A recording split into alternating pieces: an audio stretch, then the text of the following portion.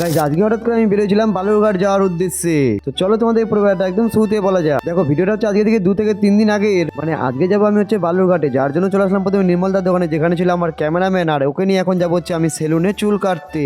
মানে বালুরঘাট মাসির বাড়ি যাওয়া বলে কথা, তো চুল কাটতে যাবো না সেটা কখনো হতে পারে না, তাই আর কি চলে আসলাম ফটাফট করে সেলুনে। আর সেখান থেকে চুল কেটে বাড়ি এসে ফটাফট করে আমি এদিকে রেডি হতে শুরু করলাম, কারণ আমাদেরকে একটু পরে বের হতে হবে। আর এদিকে আমার রেডি হওয়ার পরে কেমন লাগছে অবশ্যই কমেন্ট বক্সে জানাতে ভুলবে না। তারপরে রেডি হয়ে বাইরে বেরোনোর পরে আমার ক্যামেরাম্যানকে বললাম একটা ভালো ভালো করে ছবি তুলে দেওয়ার জন্য।